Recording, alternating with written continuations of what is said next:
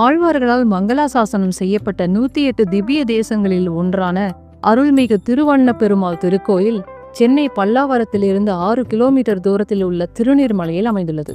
இறைவன் தானாக வெளிப்பட்ட 8 புனித கோயில்களில் இதுவும் ஒன்றாகும்.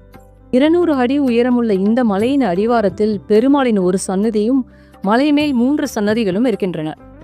இந்த மலைக்கு தோயாத்திரி மலை என்ற பெயரும் உண்டு. மலையிலும் மலைக்கு கீழேயும் 2 பெரிய கோயில்கள் அமைந்துள்ளன. பெருமாள் 4 நிலைகளில் 3 அவதார கோலங்களில் அருள்பாலிக்கிறார்.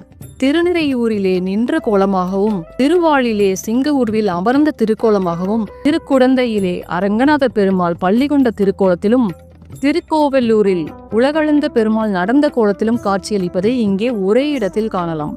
நீர்வண்ண பெருமாள் மலையடி வாரத்திலும், ரங்கநாதர், பாலநரசிம்மர், உலகளந்த பெருமாள் ஆகியோர் மலைக்கோயிலிலும் அருள் புரிகின்றனர். இத்தலத்து பெருமாளை தரிசிக்க திருமங்கை ஆழ்வார் வந்தபோது மலையை சுற்றிலும் நீர் நிறைந்திருந்தது. அவரால் நீரை கடந்து சென்று சுவாமியை தரிசிக்க முடியவில்லை.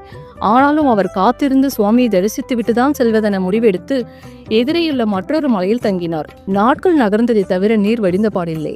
ஆனாலும் பெருமாளை தரிசிக்க வேண்டும் என்பதில் தீர்க்கமாக இருந்த திருமங்கை ஆழ்வார் தண்ணீர் வடியும் வரை பல நாட்கள் காத்திருந்து சுவாமியை தரிசிக்க சென்றார். தன் மீது பாசம் கொண்ட பக்தனுக்காக பெருமாள் இந்த 4 கோலங்களிலும் காட்சி அருளினார். மலையில் அமைந்த கோயில் என்பதால் இங்கு பௌர்ணமி தோறும் கிரிவல வைபவம் விசேஷமாக நடக்கிறது.